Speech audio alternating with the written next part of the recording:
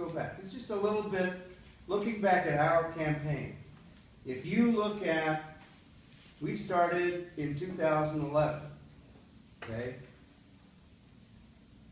Geo's stock in 2011 was well under $20. CCA's was hovering around $20. And we knocked out the biggest hedge fund in CCA. We really beat up Wells Fargo pretty well around the country, and they pulled out of Geo pretty well. And we knocked a few others out as well. And their stock dropped precipitously in 2011 and well into about half of 2012, and then all of a sudden it shot up again. And in late 2012, they had, both of them had this big resurgence. 2013 went even higher. 2014, last year, went even higher. And today, we're looking at both of them are trading at more than double what they were at when we started this campaign. So the question is, we beat the shit out of them. We knocked their value down. What happened? Right? How did this happen? Why did this happen? Well, here's why and how. That's the question. It happened here. It happened here in Congress. They got REIT tax breaks. REIT, Real Estate Investment Trust. Sounds weird. Sounds brainy. Da da da da. But what it amounts to is this is what gave them more value to Wall Street. This is why they got way bigger, way faster, way richer than we imagined, even though we were getting bad press on them all over the place, which continues to this day. Why didn't Wall Street disappear on them?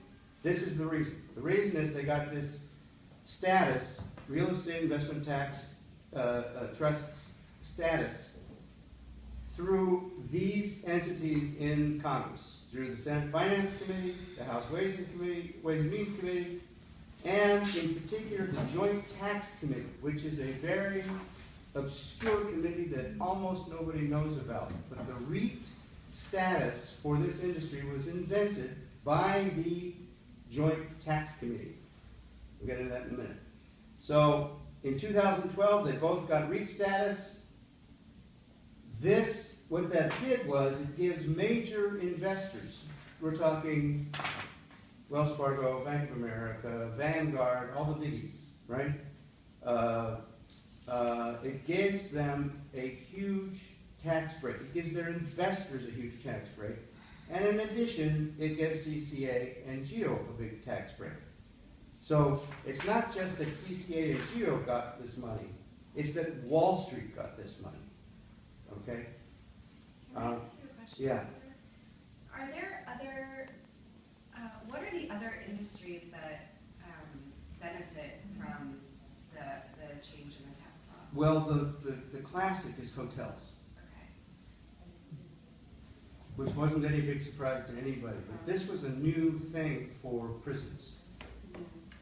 It was, the REITs were created in the Bush administration for the middle class.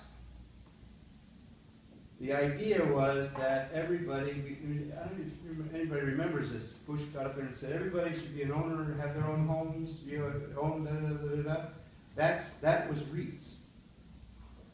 And the idea is, okay, you're invested in a REIT, it's tax-free, your investment, whatever you make, and so forth. So this is a way for the middle class to invest in real estate and own things, right?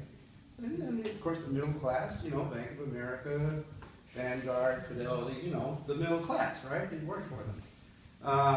So, 2012, 2013, Geo got $63.5 million tax break.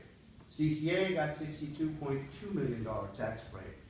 This, in a nutshell, kind of explains why Geo has passed up CCA in their stock value, because they're people making more money on Geo than they are on CCA.